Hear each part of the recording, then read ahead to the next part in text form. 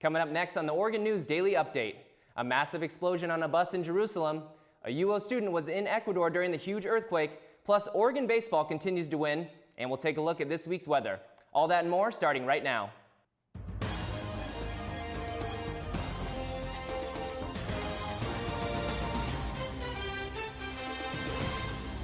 A fiery explosion occurred on a bus this morning in Jerusalem. ABC reports that the head of the Jerusalem police says that this was a terror attack caused by a bomb. No deaths were reported, but over a dozen people were injured, including 2 in serious condition. The police chief said one of the 2 wounded was in critical condition and may have been the person who carried the device. The University of Oregon has confirmed that a student studying abroad in Ecuador is safe after a 7.8 magnitude earthquake hit on Saturday night. The student is part of an IE3 Global Study Abroad program in Quito and is the only UO student currently studying in the country. ABC reported that 350 people were killed and more than 1,500 were injured by the massive earthquake. Quito is located 174 miles northeast of the epicenter of the quake. The federal court has ruled in favor of the 21 young plaintiffs who filed a suit against the United States federal government and fossil fuel industry. The plaintiffs, ages 8 to 19, argued that the U.S. government and the fossil fuel companies violate Americans' constitutional rights by knowingly harming the environment. The court ruled the U.S. government is responsible for protecting Americans' basic rights, which includes clean water and air. The plaintiffs are backed by the nonprofit Our Children's Trust. They want a court order to ensure the president will implement a plan to decrease carbon dioxide levels by 2100. We'll be right back with sports and weather after this quick break. So, I'm kind of new here, but I've noticed a trend. My human does this funny thing where she goes around and gets all my toys, and then she hides them in that basket by the door. But it's always the same basket, and it's always in the same place. And then she acts so surprised when I find them, but, she's putting them in the same basket. Again. It's like, hello, that's where you put it last time. You were the worst at hide and go seek. Oregon baseball continued its hot streak after sweeping the USC Trojans this past weekend. After struggling most of the season, the Oregon Bats have come alive over the last few weeks.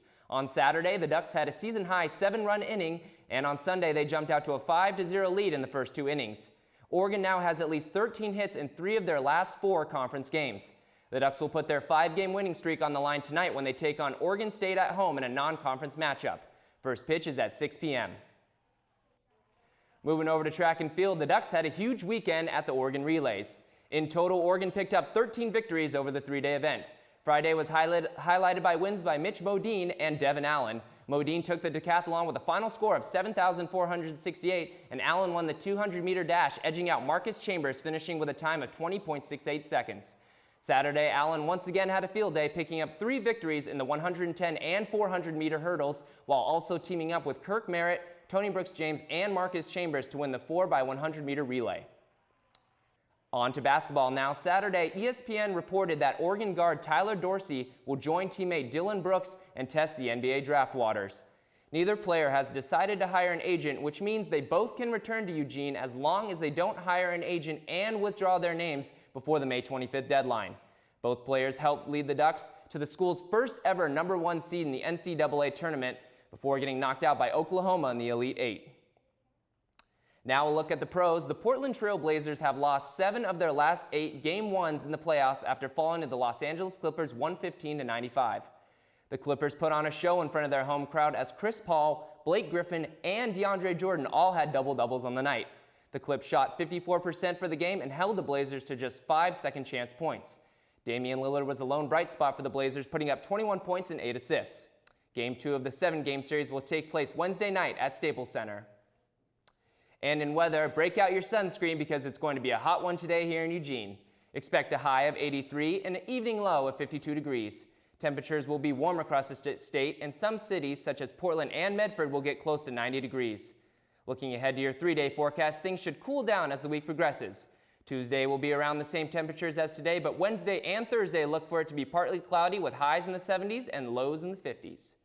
That will do it for today's Daily Update. Don't forget, the Daily Updates come your way every Monday through Thursday on the UO Newsroom website. For all of us here at Oregon News, thanks for watching and have a great day.